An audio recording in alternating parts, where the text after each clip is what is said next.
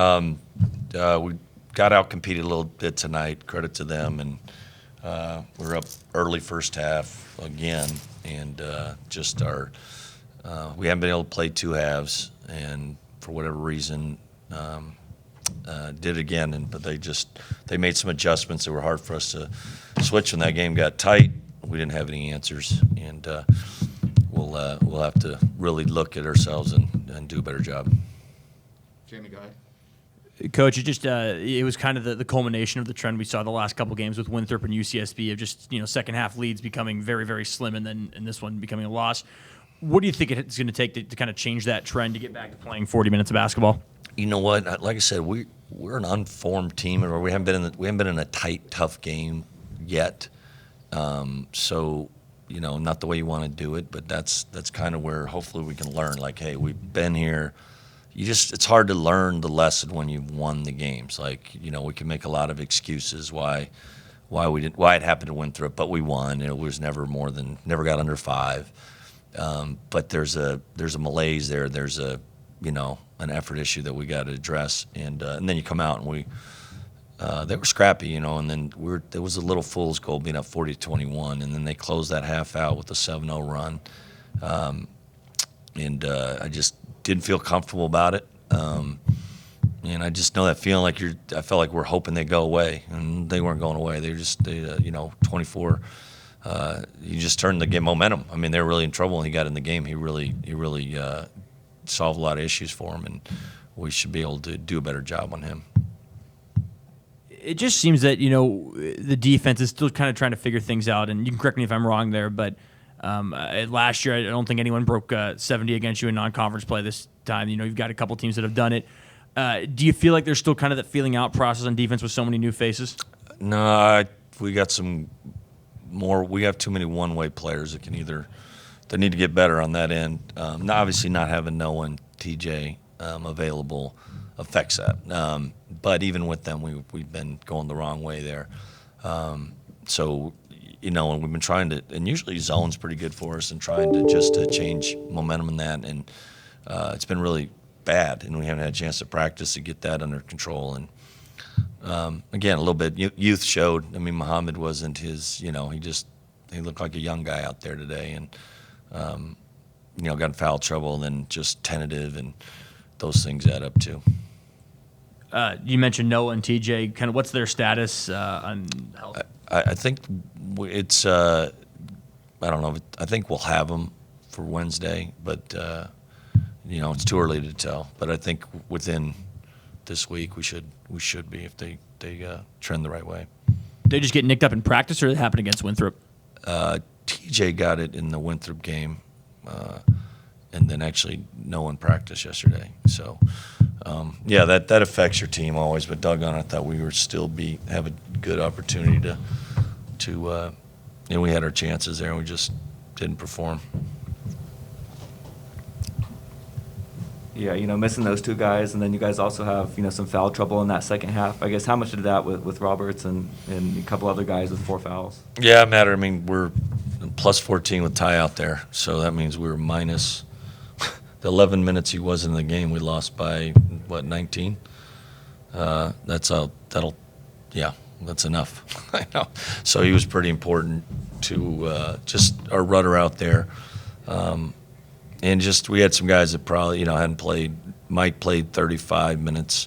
Asked him to do a lot, and he got off to a good start there, and he missed some pretty easy shots for him in that little stretch the first half, really, early, and it's like, but we got to sustain it defensively, and DJ went for, him to played 32 minutes. He had some good looks, shots he could make, but he competed on the glass, and that's probably too many minutes for him. And like I said, Andre missed 6 months off, and his condition, he was great first half, and probably wasn't as, played 27 minutes and be good defensively. He's probably a little much to ask, but hopefully you'd think we could do that at home, but we didn't. Overall this season, you guys have obviously been shooting pretty well. I think better than 50%. And was it one of those games, shots kind of just weren't falling, especially kind of around the rim, and they weren't going in? You know what? That's the that's the elephant in the room. All that we shoot the ball better, we probably have a good chance to prevail. But we settled. I mean, they want you to shoot they make it hard around the rim. We're 10 for 30 on 2-point attempts, so I think we took some bad ones. 10 for 30 is not going to get it done. Simple as that. And and they just kept us off the offensive glass. I felt like that. We missed 42 shots. We got 12 back. That's not good enough. And we turned over 10 times second half. I mean, that's just inexcusable. And I think you touched on him, but Landek for them kind of, I mean, did he kind of come out of nowhere today? You know what? You could tell he's come off the bench. And I know him because I saw him in high school. Like I said, I think he's from somewhere near where my wife's from, and he's a pretty aggressive little player. And I should emphasize more on the scout that, like, he's definitely a momentum guy. He got the one against their zone, and, you know, he just played with a lot of confidence. You know, I don't think he would have. 24 is pretty good in any college game, much as a freshman on the road doing that. So kudos to him. And then you guys, you know, with all that, you guys are still tied at 65. I mean, was there anything in those last couple minutes that you saw was maybe the turning point for them? Yeah, you know what? They spread us out, and we couldn't get stops, and they just kind of drove and put us in the basket, and then we were tightened up and weren't. They had, you know, they made some scrappy hustle plays that gave them a chance to win, and you know, we're begging for some calls, and like I think they got a timeout when we had a jump ball there, but you know, you got to make your breaks. They did. Sometimes you get that call. But we can't let ourselves get put in that position. Any questions online? Jamie, go ahead.